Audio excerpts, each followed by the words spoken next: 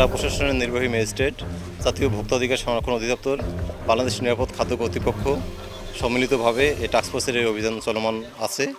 আমরা ইতিমধ্যে একটি প্রতিষ্ঠানকে যা আমাদের দেখলাম যে সে অনিবন্ধিত অবস্থায় শিশু খাদ্য বিশেষত ড্রিঙ্কস এগুলো বিক্রি হচ্ছিল, উনি নিজেও স্বীকার করেছেন যে এগুলো নিবন্ধনবিহীন।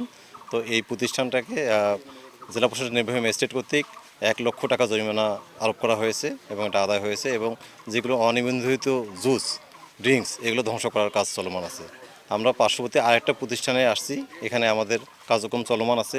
আমরা তাদের সঠিক কাগজ যাচাই করছি।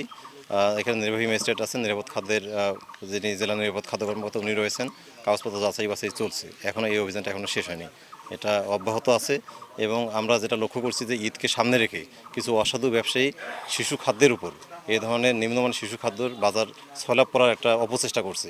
আমরা সেই বিষয়ে ওয়াকিবহাল এবং আমরা আমাদের সাধ্য অনুযায়ী আমরা আমাদের প্রচেষ্টা অব্যাহত রেখেছি এবং জনস্বার্থে এই ধরনের অভিযান অব্যাহত থাকবে। আমি মোহাম্মদ মোস্তাফিজুর রহমান, সহকারী পরিচালক, জাতীয় ভোক্তা অধিকার সংরক্ষণ অধিদপ্তর, রংপুর জেলা কার্যালয়।